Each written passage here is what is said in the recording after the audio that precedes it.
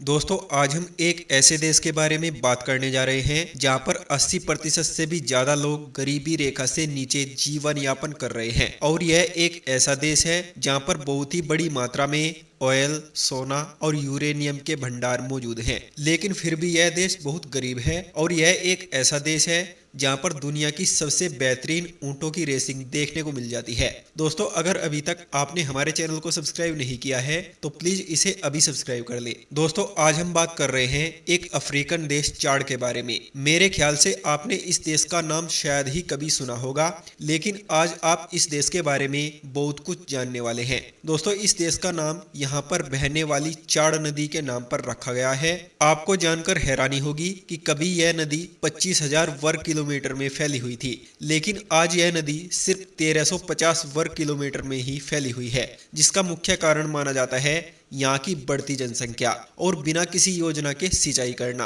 दोस्तों 12,84,000 वर्ग किलोमीटर में फैला यह देश दुनिया में क्षेत्रफल के हिसाब से 20वें नंबर पर आता है और इसके क्षेत्रफल का लगभग 33% हिस्सा दुनिया के सबसे बड़े सहारा रेगिस्तान से घिरा हुआ है। दोस्तों इस देश की जनसंख्या लगभग 1,69,00,000 है और जनसंख्या के हिसाब से यह दुनिया में 70वें नंबर पर आता है और इस देश की जनसंख्या का लगभग 52% हिस्सा इस्लाम धर्म को, 44% ईसाई धर्म को, 3% नास्तिक और बाकी अन्य धर्मों को मानने वाले लोग यहाँ रहते हैं। दोस्तों आपको बता दें कि चाड देश पर पहले फ्रांस का शासन हुआ करता था, जिसके बाद इसे 11 अगस्त 1960 को फ्रांस से आजादी मिली। आपको बता दें कि यह एक बहुत ही गरीब देश है और इसकी गरीबी का अंदाजा आप ऐसे भी लगा सकते हैं कि यहाँ का हर व्यक्ति दिन भर में सिर्फ 70 रुपए ही कमा पाता है। दोस्तों इस देश को forbes.com के अनुसार दुनिया का 7वां सबसे गरीब देश का दर्जा दिया गया है और human development index United nation ने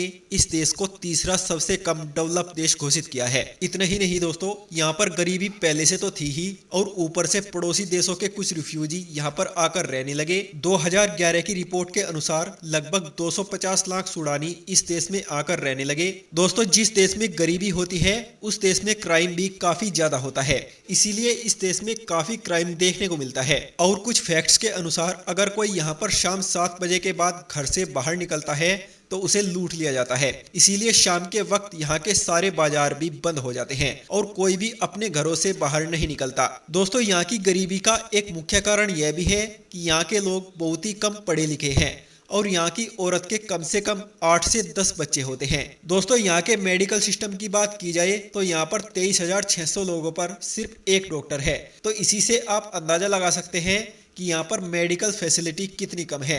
जैसा कि मैंने बताया कि यहाँ की औरतें काफ़ी ज़्यादा बच्चे पैदा करती हैं और यहाँ पर डॉक्टर की भी काफ़ी कमी है। इसीलिए यहाँ पर लगभग 1 लाख महिलाओं में से 1100 महिलाओं की मौत बच्चे पैदा करने के दौरान ही हो जाती है। दोस्तों आपको जानकर हैरानी होगी कि इस देश में सिर्फ एक ही टीवी चैनल है जिसका नाम है टेलीचार्ट। और जानकारी के लिए आपको बता दूं कि टीवी से ज्यादा यहाँ का मेन सोर्स रेडियो है। दोस्तों इस देश की आय का मुख्य स्रोत है क्रूडोज, जिसे कच्चा तेल भी कहा जाता है।